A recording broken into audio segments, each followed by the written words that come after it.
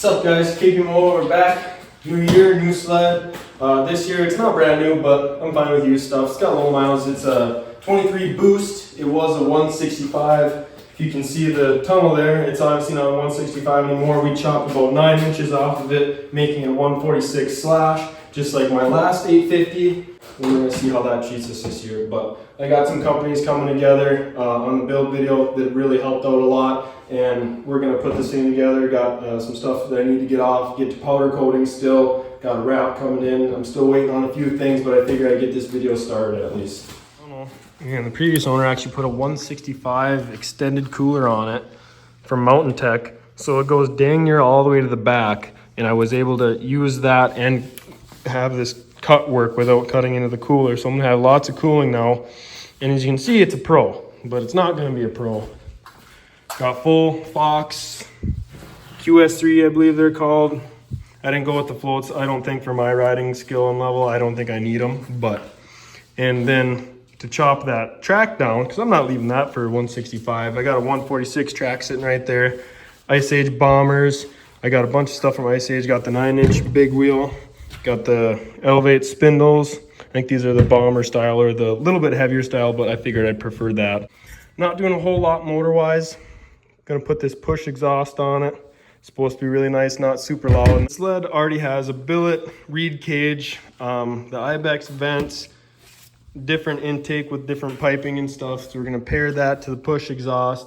Got the helium hood from Mountainside. All these parts, most of them on this table I got from Mountainside, except for a couple of different vendors like Kurt. Here we're running this gear down, which actually is a gear up. It's like a 2.38 or 2.37, I believe. I'll correct myself if I'm wrong, but that's the gear ratio for that. Running B&M Fab bumpers this year. Yeah, let's get into the build. I'll hop right back when I got all these parts ready to go. Got the skid all put together. Got my stuff back from Powder Coat. Went with the 9-inch Ice Age wheels with the offset axle. Fox QS3 with the lockout feature. 1, 2, 3, fully locked out there, which is gonna be super nice. Pin Performance shock rod here.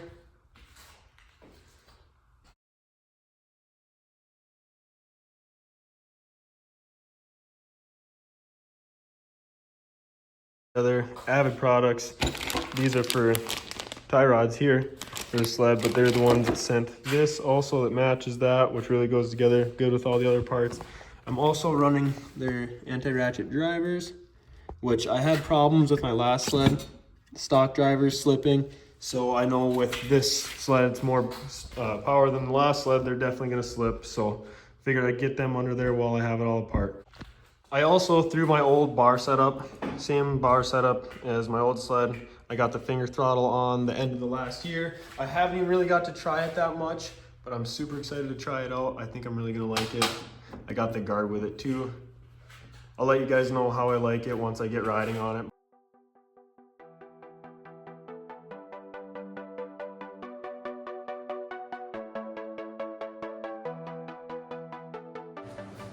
Alright guys, we're going to throw this bumper on, front bumper from B&M Fab. Got this from Mountainside Performance along with a lot of my other parts for this sled, including all the Ice Age stuff, all the Fox stuff, bumpers, spindles, a lot of it I got from Mountainside. So Jared's super good to work with.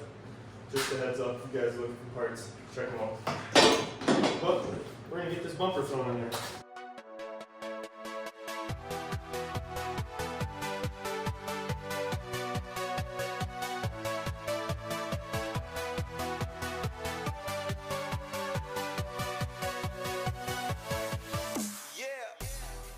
Alright, next thing I'm going to do, I got that bumper on. Before I put my exhaust back on, I'm going to put this Push Industries titanium exhaust on.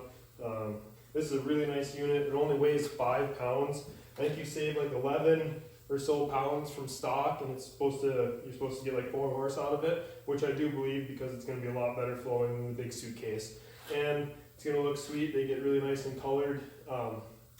And just the main thing is just the weight loss. 11 pounds, that's a lot of weight for a sled. And being the turbo, it's heavier than I'm used to. It's nice to knock off some weight like this.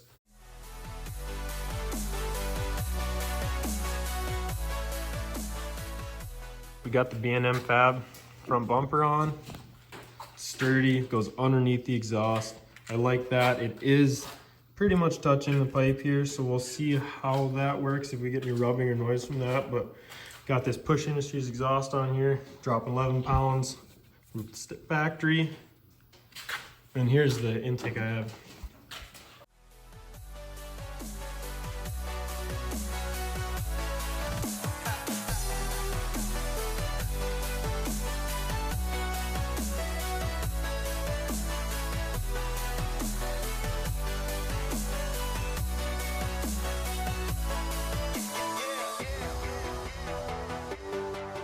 B&M bumper on, Avid tidy tail on. This looks really good.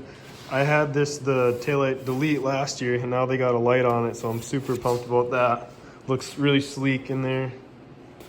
A little more room grabbing, and you got snow all up on here. You got a little more hand room too. Threw a bag on there. What do you want to do next?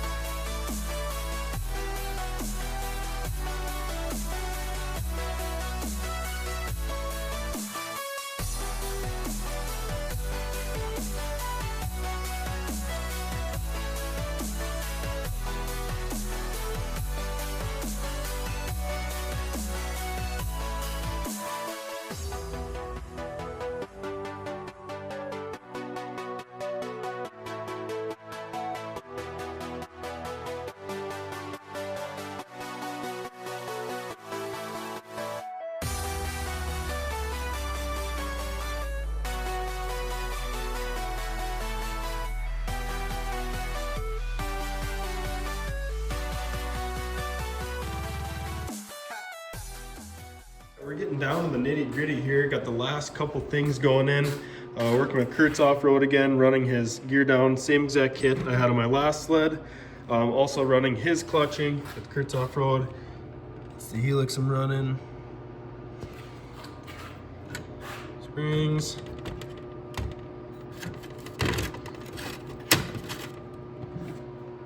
Magnetic weights here. And the carbon sled fix-it kit for the P22. Supposedly this kit holds the clutch together. I'm sure you guys have heard them going apart. Got the Kurt's Off-Road clutching in, primary and secondary, along with the Helix.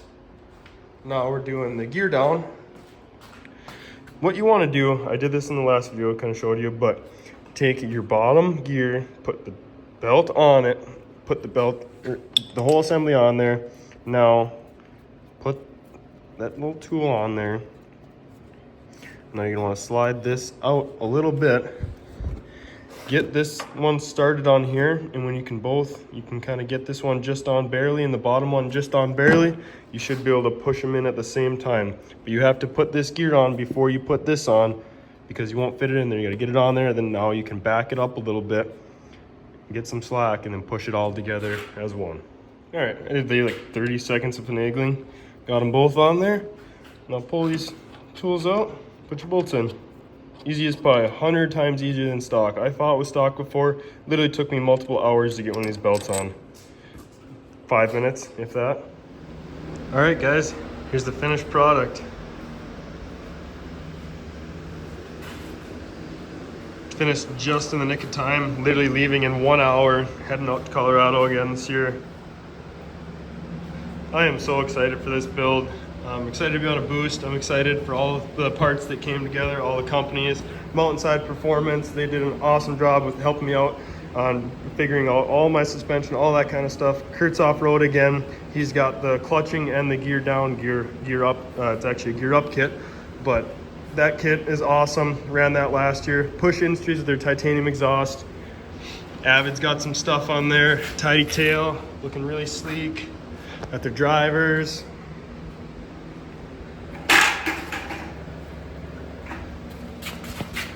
Elevate.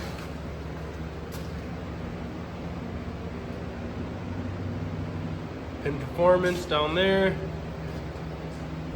As always, got the DuraPro tether, super slick. Basically just throw it at it. And the monster finger throttle. Got some Ibex vents and stuff, but I'm just kind of rambling at this point. I'm so excited, ready to head out, but hopefully the next video you see will be the ride video.